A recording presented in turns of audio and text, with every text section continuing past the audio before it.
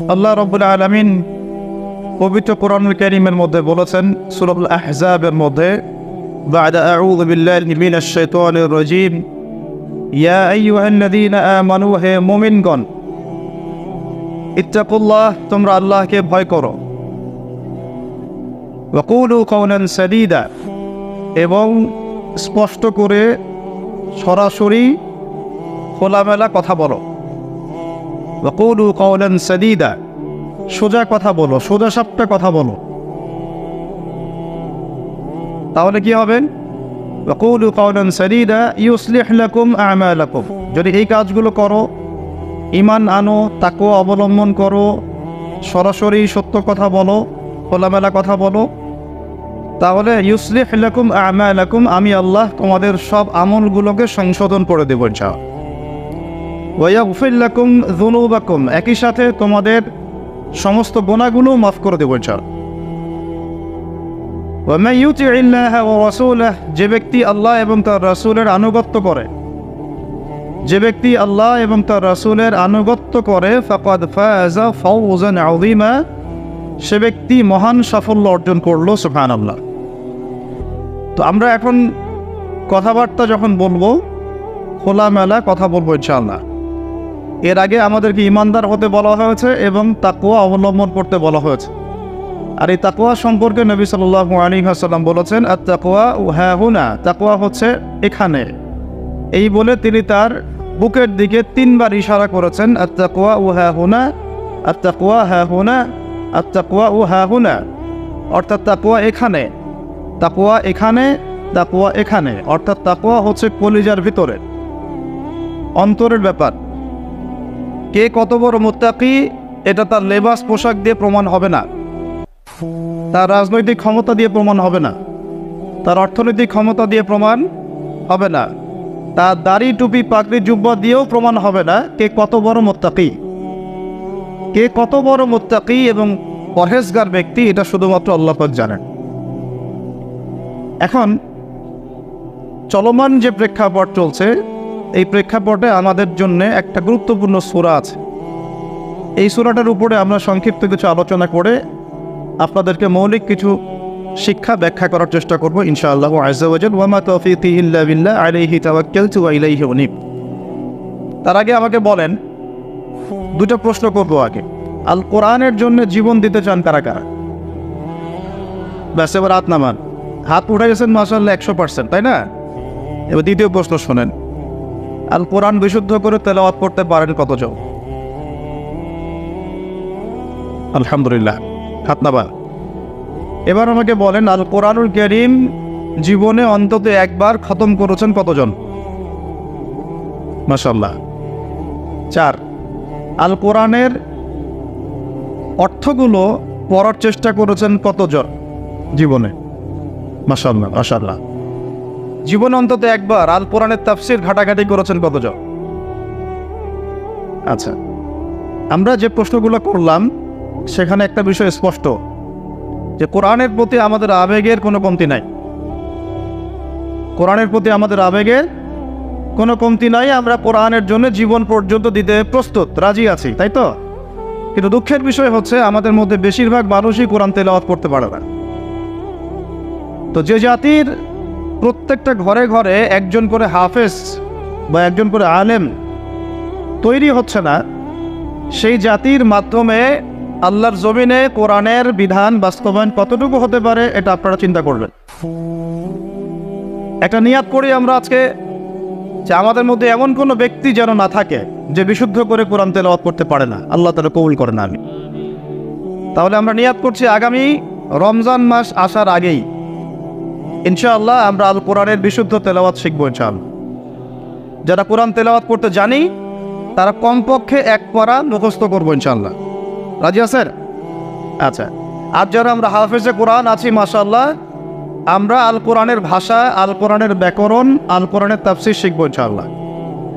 এর সাথে নবী সাল্লাল্লাহু আলাইহি ওয়াসাল্লামের বিশুদ্ধ হাদিসগুলোর চর্চা করব এবং এর পাশাপাশি আকীদার কিতাবগুলো পড়বেন, ফিকহের কিতাবগুলো পড়বেন, ইসলামের ইতিহাস পড়বেন, সিরাতের কিতাবগুলো পড়বেন, অর্থাৎ নবী সাল্লাল্লাহু আলাইহি ওয়াসাল্লামের জীবনী গ্রন্থগুলো পড়বেন, ইসলামিক অর্থনীতির বইগুলো পড়বেন এবং সলফে সালেহিনদের জীবনীগুলো ঘাটাঘাটি করবেন। এই পড়াশোনাটুকু করা যাবে ইনশাল্লাহ? ওয়াদা করতেছেন তো নাকি? একদিনের মাহফিলে দিন কায়েম হবে না, একদিনের মাহফিলে দিন প্রতিষ্ঠা হবে না, এটাই সত্য। কিন্তু একদিনের মাহফিলে আমরা আপনাদের মধ্যে সেই চেতনা জাগ্রত করতে পারি যেগুলোর উপর আমল করলে ইনশাআল্লাহ আল্লাহর জমিনে দিন কায়েম হবে ইনশাআল্লাহ। আপনারা এটা ইয়াকিন রাখেন, এটা ইয়াকিন রাখেন, বিশ্বাস রাখেন যে মুসলমানরা অচিরেই বাইতুল মুকাদ্দাস জয় করতে যাচ্ছে ইনশাআল্লাহ। এটা বিশ্বাস রাখেন। মানুষ আঞ্চলিক রাজনীতি নিয়ে পড়ে আছে, মানুষ কি করছে? আঞ্চলিক ভূ রাজনীতি নিয়ে পড়ে আছে। আর আমরা কোরআন হাদিস থেকে জানি বিশ্ব রাজনীতিতে কি হচ্ছে। এই বিশ্ব অচিরেই ঈসা আলাইহিস সালাম শাসন করবে ইনশাআল্লাহ। বিশ্বাস করছেন না? বিশ্বাস না করলেও কিছু যায় আসে না। বিশ্বাস করলে আলহামদুলিল্লাহ, যদি নাও করে কিছুই যায় আসে না। কারণ আমরা কোরআন এবং হাদিস থেকে 100% নিশ্চিত যে ইনশাআল্লাহ অতি সত্বর অচিরেই বাইতুল মুকাদ্দাস মুসলিমদের হাতে আসছে ইনশাআল্লাহ। নবী সাল্লাল্লাহু আলাইহি ওয়াসাল্লাম বলে গেছেন, সারা পৃথিবীর যত জালেম তারাও যদি একত্রিত হয়ে এই হাদিসগুলোকে পরিবর্তন করার চেষ্টা করে, ভবিষ্যৎবাণীগুলোকে পরিবর্তন করার চেষ্টা করে, তারা পারবে না ইনশাআল্লাহ। তো এই যদি হয় আমাদের গন্তব্য, তাহলে আমাদেরও তো একটা প্রস্তুতির দরকার আছে নাকি? তো সেই প্রস্তুতিটা শুরু হবে আগে নিজের ইলমের মোজাকারা থেকে। আপনার ইলমের কি অবস্থা, আমলের কি অবস্থা, আপনার রিজিকের কি অবস্থা, আপনি কি ইসলামের কোরআন হাদিসের ইলম অর্জন করছেন কিনা, আমল ঠিক মতো করছেন কিনা, তাওহীদ লা ইলাহা ইল্লাল্লাহ ঠিক মতো শিখছেন কিনা, শিরিকগুলো থেকে বেঁচে থাকছেন কিনা, আপনার আমার জীবনের প্রত্যেকটা ক্ষেত্র নবীর সুন্নত দিয়ে সাজানো কিনা, এগুলো আমাদের কাজ নাকি ভাই? আমাদের রিজিক হালাল হচ্ছে কিনা, হারাম খাচ্ছি না হালাল খাচ্ছি, আমার রিজিকের মধ্যে আবার ঘুষ ঢুকছে কিনা, সুদ ঢুকছে কিনা, দুর্নীতির টাকা ঢুকছে কিনা, করাপশন ঢুকছে কিনা, এগুলো ভাবতে হবে না? ভাবতে হবে যে আমাদের পরিবারগুলো ঠিক হচ্ছে কিনা, আমাদের সন্তানরা ঠিক মতো মানুষ হচ্ছে কিনা, আমরা সবাই সুস্থ থাকছে কিনা, সুস্থ থাকার জন্য যে খাবার দরকার, জীবনযাপন পদ্ধতি দরকার, এগুলো অবলম্বন করছে কিনা, আমাদের মা বোনরা পর্দা করছে কিনা, সমাজে আমর বিল মারুফ মানে সৎ কাজে আদেশ জারি আছে কিনা, ওয়ান নাহি আনিল মুনকার অসৎ কাজের নিষেধ চালু আছে কিনা, সামাজিকভাবে আমরা ইসলামটাকে ধরে রাখছে কিনা, এবং আমাদের রাষ্ট্র পর্যায়ে যারা আছেন তাদের কাছে আমরা ইসলামের সঠিক ব্যাখ্যাটা উপস্থাপন করতে পারছি কিনা, এগুলো আমাদের কাজ কি নয়? বলেন, এগুলো আমাদের কাজ না কাজ নয়? এগুলো আমাদের প্রিপারেশন, প্রস্তুতি। এই প্রস্তুতিগুলো নিয়ে যখন একটা প্রজন্ম গড়ে উঠবে, এমন একটা প্রজন্ম যে প্রজন্মের প্রত্যেকটা ব্যক্তি নামাজি, মাশাআল্লাহ, পারা যাবে? প্রত্যেকটা ব্যক্তি সুন্নতের পাবন্দ, মাশাআল্লাহ। বেশিরভাগ মানুষ তাহাজ্জুদ গোজার, সুন্নতের পাবন্দ, দেহ থেকে শুরু করে তার পুরো পরিবার সমাজ সবকিছু সুন্নতের উপরে, তার ব্যবসা বাণিজ্য চলাফেরা সবকিছু। এমন প্রজন্ম যখন আসবে যাদের রিজিকে কোনো হারাম নাই, হালাল দিয়ে ভর্তি, যারা রাতের বেলার দরবেশ, রাতের বেলার কি দরবেশ, দিনের বেলার কোরসাওয়ার, এমন প্রজন্ম যখন আসবে দেখবেন ইনশাআল্লাহ তাআলা বাইতুল মুকাদ্দাস আমাদের হাতে চলে আসবে। আর আমরা যদি এরকম প্রজন্ম গড়ে তুলতে ব্যর্থ হই, তাহলে আল্লাহ পাকের পক্ষ থেকে 2টা আয়াত শুনে রাখেন, তারপরে সামনে যাই। আমরা যদি এমন প্রজন্ম গড়তে ব্যর্থ হই, আল্লাহ পাক বলছেন বিসমিল্লাহির রহমানির রহিম, সূরা মুহাম্মাদের মধ্যে আছে, ইন তানসুরুল্লাহ ইয়ানসুরকুম। মুসলমানরা শুনো, তোমরা যদি আল্লাহকে সাহায্য করো তবেই আল্লাহ তোমাদেরকে সাহায্য করো। আল্লাহর সাহায্য পাওয়ার উপায় কি তাহলে বলেন? আমাদেরকে আল্লাহকে সাহায্য করতে হবে। তো আল্লাহর কি সাহায্যের দরকার আছে? আল্লাহুস সামাদ, আল্লাহ পাক অমুখাপেক্ষী, তার কাউকে প্রয়োজন নাই। কাউকে প্রয়োজন আছে? তো আল্লাহকে সাহায্য করার ব্যাখ্যা হচ্ছে আল্লাহর দ্বীনকে সাহায্য করা। কথা বুঝতে পারছেন? আল্লাহকে সাহায্য করার অর্থ হচ্ছে কি? আল্লাহর দ্বীন ইসলামকে সাহায্য করা। ইন তানসুরুল্লাহ, তোমরা যদি আল্লাহর দ্বীনকে সাহায্য করো, ইয়ানসুরকুম, আল্লাহ পাক তোমাদেরকে সাহায্য করবেন। ওয়ায়ুসাব্বিত আকদামাকুম, তোমাদের পা আল্লাহ পাক শক্ত করে দৃঢ় করে রাখবেন। এটা একটা শর্ত আল্লাহর সাহায্য আসার। এখন ঝাঁকে ঝাঁকে আবাবিল আসবে না, ঝাঁকে ঝাঁকে আবাবিল এসে আল্লাহর দুশমনের গায়ে পাথর ফেলবে না। ভালো করে বোঝার চেষ্টা করে। এখন ঝাঁকে ঝাঁকে আবাবিল এসে, তৈরন আবাবিল এসে ওই হস্তি বাহিনীর গায়ে পাথর ফেলবে না। এখন সেই যুগ নয়, এখন পাথর আপনাকেই ফেলতে হবে। কথা বুঝতে পারছেন? এই পাথর ফেলার দায়িত্ব এখন মুসলমানদের হাতেই নিতে হবে। ঠিক ওই দায়িত্ব মুসলমানরা যখন নিয়েছিল, বাইতুল মুকাদ্দাস আমাদের হাতেই ছিল। যখন থেকে আমরা ওখান থেকে সরে গেছি, তখন থেকে আস্তে আস্তে আস্তে আস্তে ওগুলো ক্রুসেডারদের হাতে চলে গেছে, জায়নিস্টদের হাতে চলে গেছে, ইহুদিদের হাতে চলে গেছে, নাসারাদের হাতে চলে গেছে। দুঃখজনক না এটা আমাদের জন্য? লজ্জার না? লজ্জার। তবে ইনশাআল্লাহ তাআলা আমরা নিশ্চিতভাবে বলতে পারি এই গ্লানি আমরা কাটিয়ে উঠবো ইনশাআল্লাহ। পুরো বিশ্বে আপনি মুসলমানদের সংখ্যা হিসাব করলে দেখবেন কোটি কোটি কোটি কোটি অজস্র মুসলিম, অজস্র মুসলিম। এত অজস্র সংখ্যক মুসলিম থাকার পরেও সারা বিশ্বে মুসলমান আজকে নির্যাতিত, নিপীড়িত। কেন? এটা তো হওয়ার কথা ছিল না। কারণ এইগুলাই, আমরা নামাজ ছেড়ে দিয়েছি, আমরা মসজিদ ছেড়ে দিয়েছি, মসজিদমুখী না হয়ে আমরা মোবাইলমুখী হয়েছি। এখন আমরা কোরআনমুখী না হয়ে গার্লফ্রেন্ডমুখী হয়েছি। আমরা এখন হালাল রিজিক বাদ দিয়ে সুদ খাচ্ছি। আমরা এখন আল্লাহর পথে দাওয়াত এবং জিহাদের মেহনত বাদ দিয়ে পাবজি, ফ্রি ফায়ার নিয়ে পড়ে আছি। যুব সমাজ মাদক নিয়ে পড়ে আছে। আলেমদের মধ্যে একটা শ্রেণী তাদের দায়িত্ব এড়িয়ে যাচ্ছেন, আপোষে ইখতিলাফে বিভক্ত হয়ে যাচ্ছেন। উম্মাহকে আমরা টুকরা টুকরা করে ফেলছি এবং উপর থেকে আমাদেরকে সহযোগিতা করা হচ্ছে না।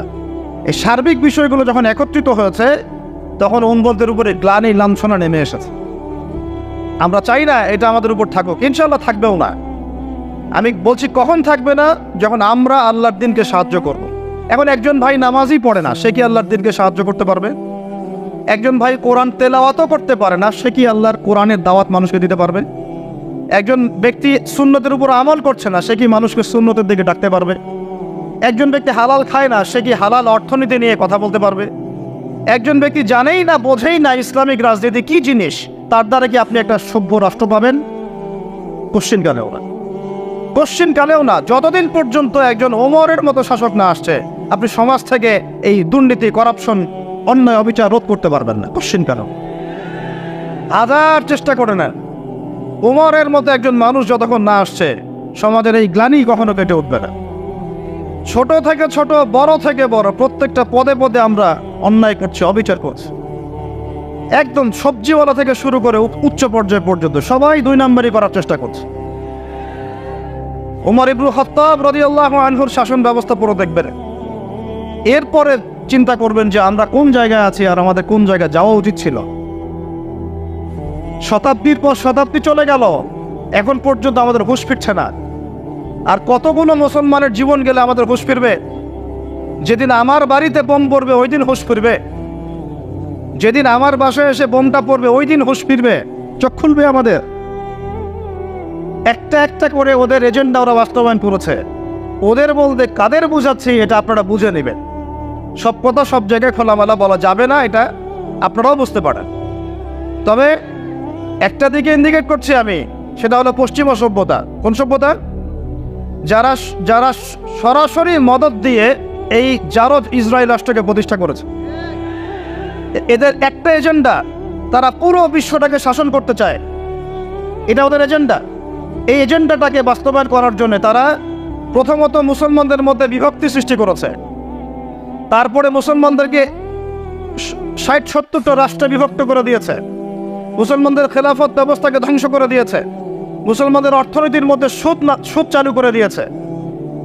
এরপরে সংস্কৃতির অঙ্গনের মধ্যে শিরকের বিষ বাষ্প ঢুকিয়ে দিয়েছে। এরা মুসলমানদের সাথে এমন প্রতারণা করেছে যে মুসলমানরা ওকে যদি বন্ধুরূপে গ্রহণ করে, ওর আর শত্রুর প্রয়োজন নাই। ওরা আরো কি করেছে? ওরা আমাদের শিক্ষা ব্যবস্থাটাকেও ধ্বংস করার চেষ্টা করেছে এবং আস্তে আস্তে সেদিকে তারা সফলও হচ্ছে। এরপরে আমাদের হুঁশ ফিরছে না। আর যখন মুসলমানরা ঈমান কালিমা এইসব চেতনা নিয়ে দাঁড়ানোর চেষ্টা করেছে, যারাই দাঁড়ানোর চেষ্টা করেছে ওই প্রত্যেকটা রাষ্ট্রকে তারা আক্রমণ করেছে। বিশ্বের বুকে তাকিয়ে দেখেন, একটা একটা করে নাম মেনশন করা যাবে। এরপরে আমরা পড়ে আছি আমাদের সেই ছোট চিন্তার মধ্য দিয়ে, ক্ষুদ্র চিন্তা নিয়ে, কে কোন দল করি আর কে কোন সংগঠন করি, কে কোন রাজনৈতিক দল করি, কে কোথায় হাত বাঁধি, কে আমিন জোরে বলি, কে আসতে বলি, এইগুলোই আমাদের আলোচনার বিষয় হয়ে গেছে। এখন পর্যন্ত বুঝতে পারলাম না যে আমরা সবাই মিলে একটা জাতি, একটা উম্মাহ। আমাদেরকে আল্লাহ দায়িত্ব দিয়েছেন আল্লাহর জমিনে খেলাফতের দায়িত্ব। আল্লাহ পাক আদম আলাইহিস সালামকে এই জমিনে খলিফা করে পাঠিয়েছেন। নূহ আলাইহিস সালাম এই জমিনে আল্লাহর খলিফা ছিলেন, ইব্রাহিম খলিফা ছিলেন, মূসা খলিফা ছিলেন, দাউদ খলিফা ছিলেন, সুলাইমান খলিফা ছিলেন, ইউসুফ খলিফা ছিলেন, মূসা ঈসা খলিফা ছিলেন, মুহাম্মদ রাসূলুল্লাহ সাল্লাল্লাহু আলাইহি ওয়াসাল্লাম আল্লাহর খলিফা ছিলেন। এরপরে আবু বকর সিদ্দিক, ওমর, ওসমান, আলী তারা আল্লাহর খেলাফতের দায়িত্ব পালন করেছেন। তখন মুসলমানরা বীরের মতো মাথা উঁচু করে বেঁচেছিল। একজন মুসলমানের গায়ে হাত তুলবে আর একটা মুসলমান মেয়ের ইজ্জত নষ্ট করবে, এই দুঃসাহস দেখানোর সাহস পুরো বিশ্বের কোথাও ছিল না। আর আছে আমাদের চোখের সামনে হাজার হাজার মুসলমানকে মেরে ফেললেও একটা টু শব্দ করার কোনো সুযোগ নেই আমাদের। হাত পা বেঁধে ফেলা হয়েছে, হাত পা বেঁধে অত্যাচার করা হচ্ছে দিনের পর দিন। একদিন 200, 300, 500, 1000 ছোট ছোট বাচ্চাদেরকে বোম মেরে হত্যা করা হচ্ছে, আমরা কিছুই বলতে পারি না। যারা এগুলোর পক্ষে কথা বলে তাদেরকে সমাজে বিতর্কিত করা হচ্ছে। এবং দাড়িটুপিওয়ালা কিছু মানুষ, তথাকথিত দাড়িটুপিওয়ালা কিছু মানুষ এই মানুষগুলোকে বিতর্কিত করার দায়িত্ব নিয়ে নিয়েছে। আমাদের গোপন কোনো এজেন্ডা নাই, আমাদের এজেন্ডা একদম স্পষ্ট, সেটা হলো বাইতুল মুকাদ্দাস আমরা জয় করবো ইনশাআল্লাহ। এবং আমাদের কারোর সাথে কোনো শত্রুতা নাই। আমাদের সবাই মিলে আমরা যারা আছি, আমাদের প্রশাসন, আমাদের সরকার, আমাদের আম জনতা, আমাদের মা, আমাদের বোন, আমাদের ভাই, সবাই আমরা এক উম্মাহ ইনশাআল্লাহ। আমরা সবাই মুসলমান, এটাই আমাদের পরিচয়, বাস। এর ভিতরে কিছু মুনাফিক ঢুকে গেছে, ওদেরকে আপনারা সাইজ করবেন ইনশাআল্লাহ। আগে ইলম অর্জন করেন, বিশ্বের প্রেক্ষাপট বোঝার চেষ্টা করেন। আল্লাহ রাব্বুল আলামিন আমাদেরকে মহান দায়িত্ব দিয়ে পাঠিয়েছেন। এই দুনিয়াতে আমরা এই দাসত্বের শৃঙ্খলে আবদ্ধ হতে আসি নাই, আমরা মাথা উঁচু করে শাসন করতে এসেছি। ইনশাআল্লাহ তাআলা এই বাইতুল মুকাদ্দাস আমরা জয় করবই করবো ইনশাআল্লাহ। প্রত্যেকটা আলোচনায়, প্রত্যেকটা খুতবায়, প্রত্যেকটা মিম্বরে, প্রত্যেকটা বইয়ে, প্রত্যেকটা লেকচারে, এমনকি আমাদের চায়ের আসরগুলো থেকে শুরু করে পার্লামেন্ট পর্যন্ত বাইতুল মুকাদ্দাস নিয়ে আলোচনা করতে হবে ইনশাআল্লাহ। আমরা আমাদের জান, মাল, সময়, শ্রম যা আছে কিছু যদি না করতে পারি, অন্তত আমাদের সমর্থন দিয়ে আমরা মাজলুম ভাইদের পাশে থাকবো ইনশাআল্লাহ। না হলে আল্লাহ রাব্বুল আলামিনের কাছে আমাদেরকে কঠিন জবাব দিতে হবে। আরবের ওই মুনাফিকদের কথা বাদ দেন, আরবের চারপাশে যে মুনাফিকরা বসে আছে ওদের কথা বাদ দেন, ভুলে যান, এদের দ্বারা কোনো কাজ হবে না ইনশাআল্লাহ। বিগত 100 বছর থেকে ওদের চোখের সামনে ইহুদিরা আমাদের ভাইদেরকে মেরেছে, হত্যা করেছে, বোনদেরকে ধর্ষণ করেছে, তারা কিছুই করতে পারে নাই। যে গুটি কয়েক মানুষ এর বিরুদ্ধে প্রতিবাদ করেছে, ওদেরকে তারা সন্ত্রাসী আখ্যা দিয়েছে, এতটুকুই এরা করতে পেরেছে। এসব রাখেন নাটক তামাশা। ইনশাআল্লাহ আযজা ওয়া জাল এমন প্রজন্ম আমরা তৈরি করবো ইনশাআল্লাহ, যেই প্রজন্মের প্রত্যেকটা ভাই আমাদের কোরআন তেলাওয়াত করতে পারে, প্রত্যেকটা বোন কোরআন তেলাওয়াত করতে পারে, প্রত্যেকটা ভাই নামাজি মাশাআল্লাহ, প্রত্যেকটা ছেলে হবে ইসমাইলের মতো, পিতা হবে ইব্রাহিমের মতো, মারা হবে হাজরা এবং সারার মতো ইনশাআল্লাহ। তাকবীর, ইনশাআল্লাহ জোরে বলেন ইনশাআল্লাহ। আমরা এমন প্রজন্ম করবো ইনশাআল্লাহ, যে প্রজন্মের এক একটা ছেলে হবে ইসমাইলের মতো, এক একটা পিতা হবে ইব্রাহিমের মতো, এক একটা মা বোন হবে হাজেরার মতো ইনশাআল্লাহ, সারা আলাইহিস সালামের মতো। আপনি 10টা বাচ্চা না নিয়ে একটা বাচ্চা নেন, ওই একটা বাচ্চাকে আপনি খালিদের মতো বড় করেন। একটা মেয়ে আপনি মানুষ করেন আয়েশা রাদিয়াল্লাহু আনহার মতো। একটা স্ত্রী নেন আপনি, একটা স্ত্রীকে আপনি খাদিজার মতো বানান ইনশাআল্লাহ। একটা প্রজন্ম আমাদেরকে করে দেন। একজন দায়ী, একজন বক্তা, একজন আলেম, 10 জন আলেম, একটা সরকার কিচ্ছু করতে পারবে না যতক্ষণ না আপনারা পরিবর্তন হচ্ছেন। আপনাদেরকে পরিবর্তন হতে হবে। আমি এখানে জোরে গলায় কথা বলে গরম গরম বক্তব্য দিয়েও কিছু করতে পারবো না। আপনাদের সবাইকে পরিবর্তন হতে হবে, আমাদের সবাইকে পরিবর্তন হতে হবে। আজকে থেকেই 5 ওয়াক্ত নামাজি হয়ে যান, আল্লাহ তৌফিক দান করেন। কোরআন হাতে থাকবে সব সময়, যখনই সময় পাবেন কোরআন তেলাওয়াত করবেন, কোরআন আপনাকে আল্লাহর দিকে নিয়ে আসবে ইনশাআল্লাহ।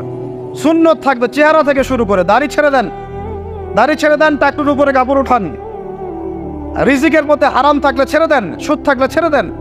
ঘুষ থাকলে বাদ দেন, যদি কারো সম্পদ অন্যায়ভাবে নিয়ে থাকেন আজকে তওবা করে সে সম্পদ ফিরাই দিয়ে আসেন। লজ্জার কিচ্ছু নাই, গিয়ে বলবেন ভাই আমি ভুল করেছিলাম, বুঝি নাই, জানি নাই, তোমার সম্পদ অন্যায়ভাবে নিয়েছে, ভাই তুমি নিয়ে নাও। আপনার মর্যাদা আল্লাহ বাড়াই দেবে ইনশাআল্লাহ। আল্লাহ আপনাকে আসমান থেকে বেহিসাব রিজিক দেবে ইনশাআল্লাহ। যে বোন পর্দা করছো না, আজকেই পর্দা ধরো ইনশাআল্লাহ। যারা পরিবারের প্রতি শিথিল, পরিবারের প্রতি কঠোর হন, আপনার সন্তানের প্রতি কঠোর হন, ভাইয়ের প্রতি কঠোর হন। দেখেন আপনার ভাই গোপনে জেনা করছে কিনা, মেয়েটা গোপনে জেনা করছে কিনা। এই ফ্রি মিক্সিং ত্যাগ করেন, ফ্রি মিক্সিং এর সংস্কৃতি ত্যাগ করেন, মোবাইলের সেলফির সংস্কৃতি ত্যাগ করেন, শোডাউন আইওয়াশ এগুলো বন্ধ করেন, কিছু করার চেষ্টা করেন আল্লাহর জন্য। আল্লাহ পাক সবাইকে তৌফিক দান করেন। যারা আমরা মাদ্রাসায় পড়ি, আমরা যারা মাদ্রাসায় টুকটাক যাওয়া আসা করি, আমাদের জীবনের উদ্দেশ্য যেন এমন না হয় যে একটা ইমামতি হলেই বাস কাম খালাস। না, একটা ইমামতির জন্য আল্লাহ আপনাকে সৃষ্টি করেন নাই। একটা বই লিখেছি বাস অনেক কিছু হয়ে গেছে, একটা মাদ্রাসা প্রতিষ্ঠা করেছি বাস অনেক কিছু করে ফেলেছি, এমনভাবে কখনো চিন্তা করবেন না।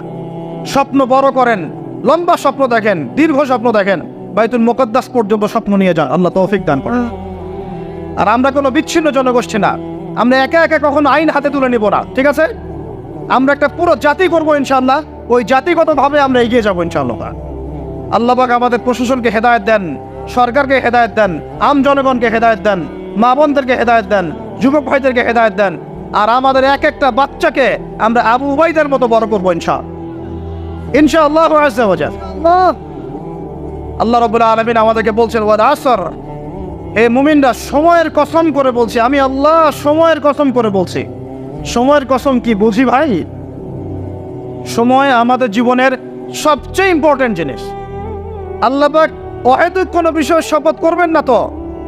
আল্লাহ পাক যখন কোনো কিছুর কসম করেন সবচেয়ে শ্রেষ্ঠ বিষয়ের কসম করেন। তাহলে আমাদের জীবনের সবচেয়ে শ্রেষ্ঠ বিষয় কি? আরো জোরে বলেন। এই সময়টা আপনি একটু ঠান্ডা মাথায় বাসায় গিয়ে চিন্তা করেন। আজকে আদনান ভাই ওয়াজ করে গেছে, আমি একটু চিন্তা করি, আপনার আমার হায়াত সর্বোচ্চ হয়তো 60-70 বছর, আরো হয়তো আল্লাহ বাড়াই দিলে 100 বছর, এর বেশি গড়াইও আমাদের নাই, আছে? এখন আপনার বয়স কত? কারো 20, 25, 30, 40, 50, ঠিক না? ঠিক। এখন আপনি বাসায় গিয়ে চিন্তা করে দেখেন, যদি আমাদের হায়াত হয় 60 বছর, আল্লাহ আমাদেরকে যেন দীর্ঘ নেক হায়াত দারাজ করে না, আমিন। আমাদের ভাইদেরকে, বোনদেরকে, ওলামায়ে কেরামকে, আমাদের নেতাদেরকে, সবাইকে আল্লাহ পাক দীর্ঘ নেক হায়াত দারাজ করেন। এখন কথা হচ্ছে, যদি ধরে নেই যে আমাদের হায়াত 7 বছর, আপনার আমার বয়স থেকে কিন্তু 30, 40, 50 বছর অলরেডি চলে গেছে। এখন চিন্তা করবেন যে এই সময় যেটা চলে গেল, এই সময়ের মধ্যে আমি কতটুকু নামাজ পড়েছি, কতটুকু রোজা রেখেছি, যাকাত দিয়েছি কতটুকু, হজ ফরজ হয়েছে করেছি কিনা, দিনের পথে আমার অবদান কি, দিনের পথে আমার অবদান কি, আল্লাহর দিনকে যে আল্লাহ সাহায্য করতে বললেন আমি কি করেছি, এই চিন্তাটুকু বাসায় গিয়ে করেন। এর সাথে এই চিন্তাটাও করেন যে এই 30, 40, 50 বছরে আমরা গুনাহ করলাম কতগুলা, কতদিন নামাজ পড়ি নাই, কতদিন রোজা রাখি নাই, কতদিন সুদ খাইলাম, কতগুলো মেয়ের সাথে আমার সম্পর্ক ভাই,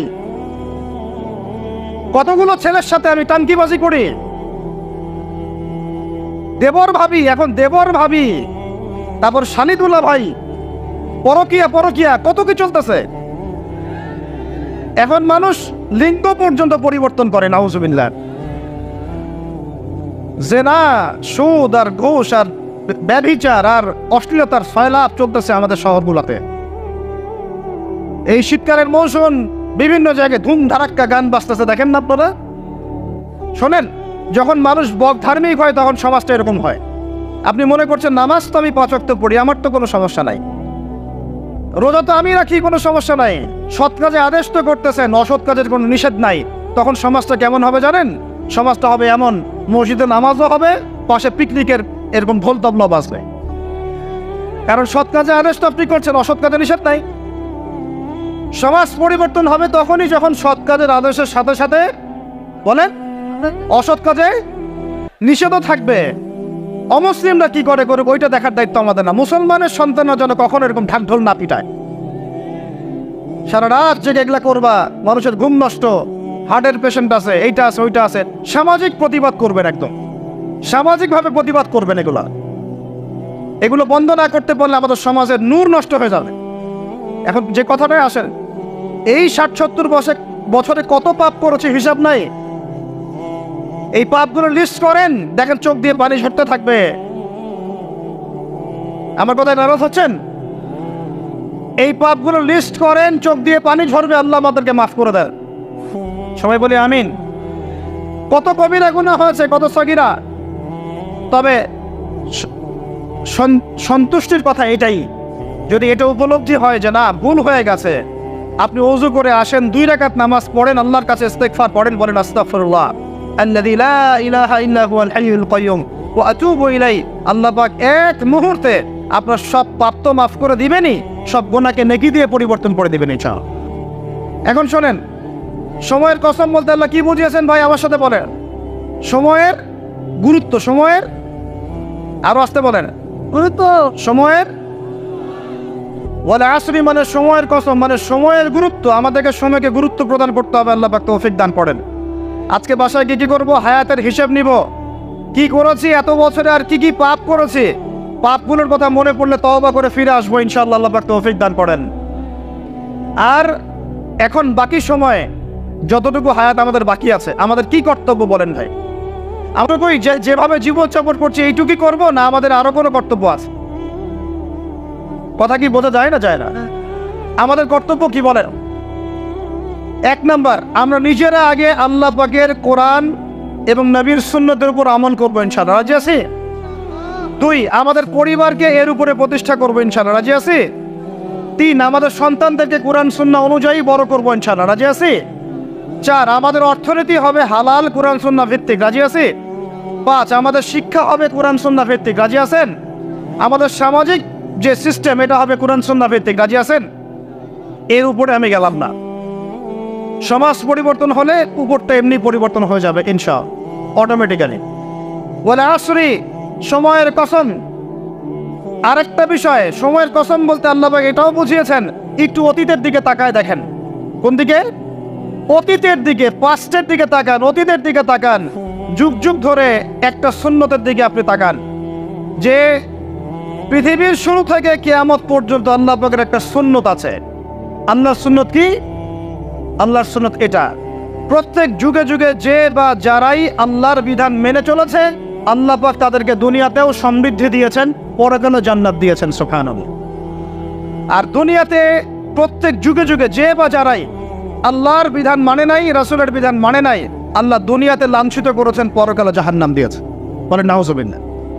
আমার কথা বুঝতে পারলেন ভাই? আরো একবার রিপিট করছি, আল্লাহর সুন্নত কি? আল্লাহর সুন্নত হচ্ছে প্রত্যেক যুগে যুগে যে বা যারাই আল্লাহ এবং তার রাসূলের বিধান মেনে চলেছে, আল্লাহ দুনিয়াতেও সুখী করেছেন, পরকালে জান্নাত দিয়েছে।